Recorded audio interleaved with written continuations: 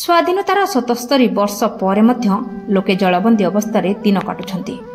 ଗାଁକୁ ସବୁଦିନିଆ ରାସ୍ତା ଖଣ୍ଡେ ନଥିବା ବେଳେ ବର୍ଷା 4 ମାସ ନାହିଁ ନଥିବା ଅସୁବିଧାର ସମ୍ମୁଖୀନ ହେଉଛନ୍ତି ଲୋକେ।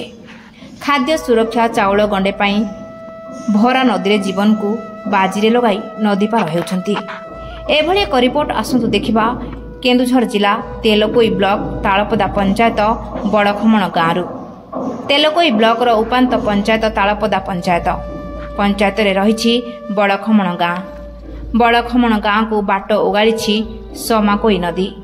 ନଦୀରେ ପୋଲ ନଥିବାରୁ ଲୋକେ ନାହିଁ ନଥିବା ଅସୁବିଧାର ସମ୍ମୁଖୀନ ହେଉଛନ୍ତି। ଅନ୍ୟ ଦିନରେ ଗାଁକୁ ପାଦଚଲା ରାସ୍ତାରେ କାମ ଚଳାଇଥାନ୍ତି ଲୋକେ। ହେଲେ ବର୍ଷା 4 ମାସ ଗାଁ ଚାରିପଟେ ସମାକୋଇ ନଦୀ ଘେରି ରହିଥିବାରୁ ଜଳବନ୍ଦୀ ଅବସ୍ଥାରେ ଦିନ କାଟିଥାନ୍ତି ଗାଁ ଲୋକେ। ଗର୍ଭବତୀ ମହିଳାଙ୍କଠାରୁ ଆରମ୍ଭ କରି ଗୁରୁତର ରୋଗୀମାନଙ୍କୁ ଡାକ୍ତରଖାନା ନେବା କାଠିକର ପାଠ ହୋଇପଡ଼େ। ରୋଗୀଙ୍କୁ ଖଟିଆରେ ବୋହି ନଦୀ ପାର କରାଇଥାନ୍ତି ଗ୍ରାମବାସୀ। ନଦୀର ଜଳସ୍ତର ବୃଦ୍ଧି ହେଲେ ଗର୍ଭବତୀ ମହିଳା ଓ ଗୁରୁତର ରୋଗୀ ଭଗବାନଙ୍କ ଭରସାରେ ରହିଥାନ୍ତି।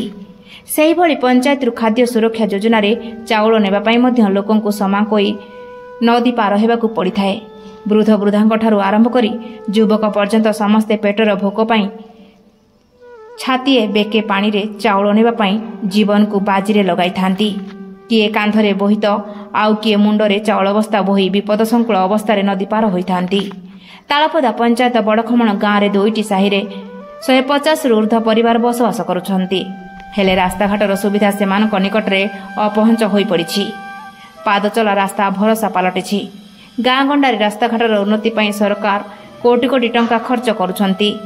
ହେଲେ ସ୍ୱାଧୀନତାର ଏତେ ବର୍ଷ ପରେ ମଧ୍ୟ ବଡ଼ଖମଣ ଗାଁ ଲୋକେ ସ୍ୱାଧୀନତାର ସ୍ୱାଦ କ'ଣ ଚାଖି ପାରିନାହାନ୍ତି। ରାସ୍ତାଘାଟ, ପାନୀୟ ଜଳ, ସ୍ୱାସ୍ଥ୍ୟ ସେବା ଭଳି ମୌଳିକ ସୁବିଧାରୁ ବଞ୍ଚିତ ହେଉଥିବା ଦୃଶ୍ୟ ଦେଖିବାକୁ ମିଳୁଛି। କେତେ ସରକାର ଗଲେଣି, କେତେ ସରକାର ଆସିଲେଣି, ହେଲେ ଲୋକଙ୍କ ସମସ୍ୟା ଦୂର ହେବାର ନାଁ ଧରୁନି।